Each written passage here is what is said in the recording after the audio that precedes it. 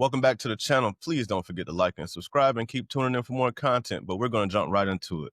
The pilot episode of Welcome to Derry was everything that I hoped for. While simple yet effective, it destroyed my expectations because I thought it was going to start out slow, basically. So let me just get that out there. But it delivered some of the most gory, unexpected, crazy, wild scenes to open the show and to close it, but to open the show that I've ever seen in an opening of a show.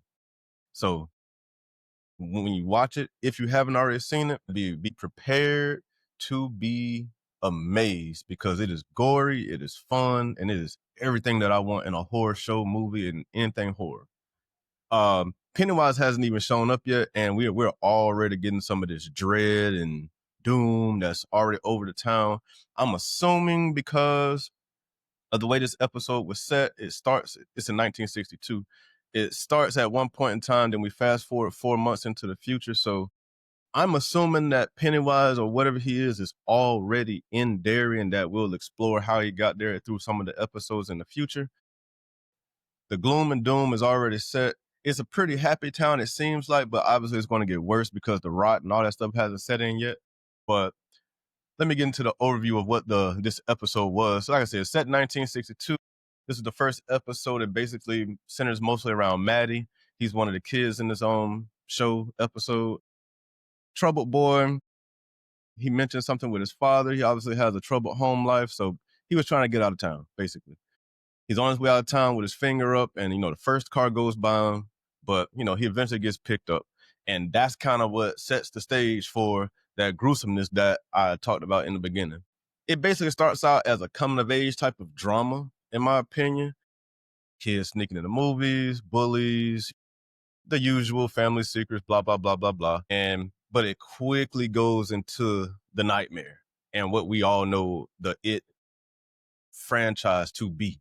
And also what we know Stephen King to be. No, this isn't the person that's going to lay out roses down the street for us. This is going to be gloom, doom, monsters, anything, but somebody's going to get fucked up and somebody's going to die.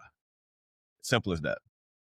The episode does have a small bait and switch moment where we think that these kids are going to be fine, but it introduces us to the real horrors of Derry by the episode's end. And basically it lays out all the groundwork for this, in my opinion, psychological warfare and even some more, I don't know, it seems like Pennywise may be doing some hide and seek type things like he normally does in the sewers, the pipes and, voices and whatnot. And that's basically the episode. Like I said, it's simple but effective. It was a pilot episode. It laid the groundwork for the show. It introduced us to most of our main characters. Hanlon got introduced.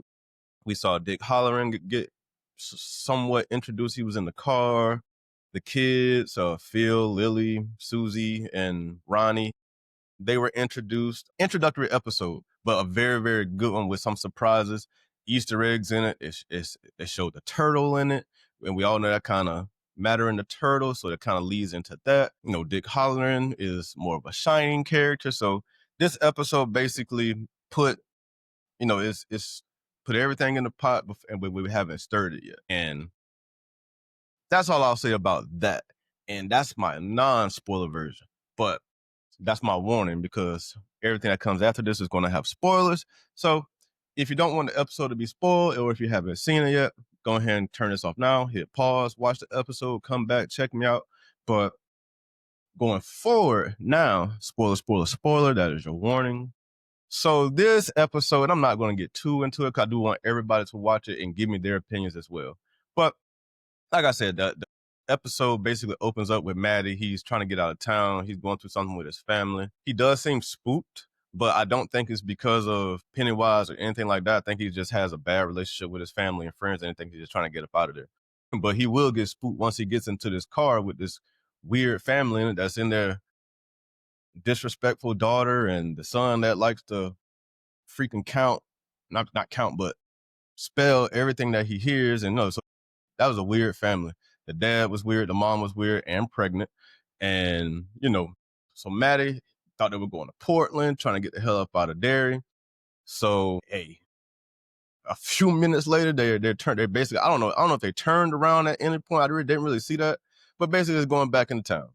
And Maddie tries to get the hell up out that car, but he does not get out in the way that he expects to. And this is the first gory scene where the lady pregnant gives birth to, I'm pretty sure, Pennywise, and it, it's poking her stomach, and then it came out her private part. She pulled her panties to the side, and he just came out of there and landed on the floor, and it was the ugliest fucking thing I've ever seen.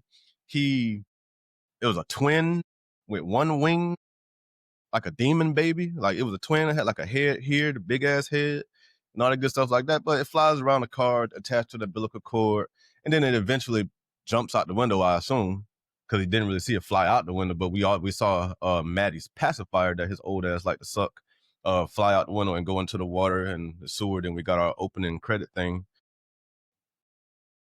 Awesome scene. Enjoyed it. Very, very gory. Very, very surprising. Didn't expect that to happen. But that basically leads us into 4 months later. Some of the kids, mainly Phil and Teddy, I guess they were somewhat friends with Maddie, but they kind of wonder about him. One of the girls, I believe it's Lily, she wonders about him. Lily is the first person, well, maybe not the first person, but one of the first two people to actually hear Maddie. But we'll get into that in 1 second. But basically, the friends are going to try to figure out what's going on. Lily hears strange noises in her bathroom or whatnot, and then we see Maddie's fingers with the voices singing a song coming up out the drain. I think Teddy is the one who has the nightmare in his room with the face in the lampshade. Then you have Phil, who hasn't really seen anything yet, but then Ronnie, who works at the movie theater, who the kids approach later in the episode. Ronnie has also heard him because she was the last person to actually see him alive, because he was at the movie theater before he got on the road to go try to get out of town and go to Portland with this weird family that ultimately basically came to his demise. Ronnie, her dad owns the movie theater, but the kids approach Ronnie. Ronnie basically says, like, shoot, get the fuck away from here. Like, get away from me, because you don't know how cops came around here questioning us, my dad, looking for whatever. And then I guess she overheard, well, I don't guess. She overhears the kids talking about something in one of the songs that he was singing in his little dream or whatnot.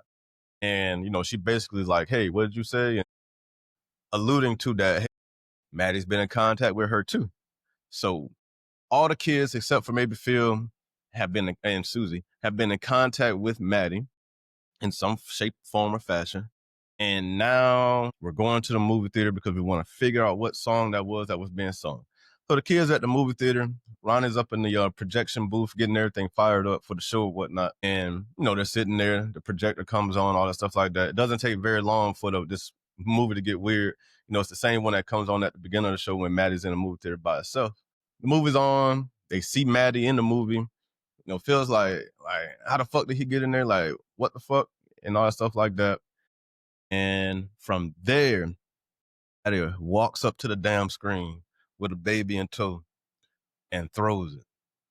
And then the same big head, twin wing demon baby monster that I do believe is Pennywise comes through the screen even bigger now. Got to be like 6, 7, 8 feet tall. It's flying through the movie theater, not on the umbilical cord anymore.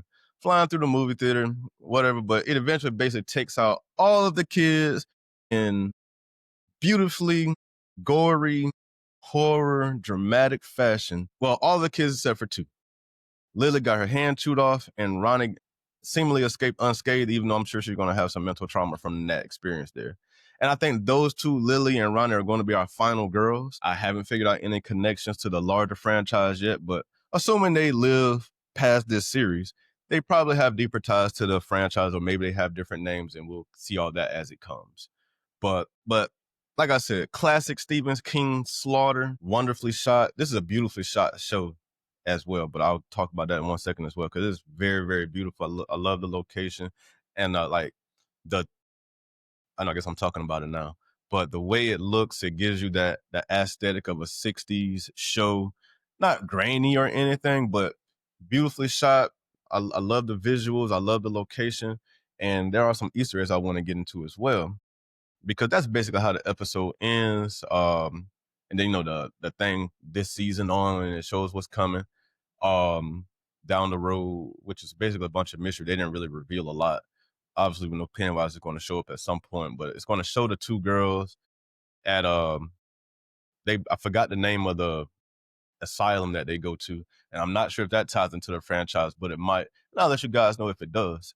But some of the Easter eggs, and one that I didn't put in my notes, but I actually thought about, they keep talking about the base. In some of Stephen King's movies and some of his previous shows from a while ago, you hear about in Maine a base. And there's always this base where something funny is happening, and the kids references it. Oh, I knew it was something funny going on at that base. The movie that it makes me think of the most is The Mist, because at the Mist was about something happened at a base in Maine where that caused, basically, I think they opened a portal or something like that, because monsters or whatnot started coming out, and then taking people in the mist, and before they got it, and then in the movie everything is gone, and the military is kind of trying to get control. But I bring all that up to say that there is always something going on at this base, this military base in Maine, in Stephen King projects. So stand by for that. And we obviously got a shot at the base with Halen and some of the other characters. So we have seen the base, and the general of the base, I think that's who he was, told us that, oh, this bunker over here is for special projects. So there's something there. We don't know what yet, but there is something there at that base. And some of the other Easter eggs were Ronnie's dad is a projectionist, minor link to Dick Halloran. Teddy Ures is likely the ancestor to Stanley Ures from the movies and the book. And obviously some of the subplots that they dropped was the Cold War. They mentioned World War II, the nuclear strikes potentially, World War III, stuff like that. So it lets us know some of the economic pressures and things that are going on in the 60s that were probably going on at the time in real life. And they just, put it into this show. I already talked about the characters: Maddie, Lily, Ronnie, Phil, Susie, Teddy, and obviously Pennywise.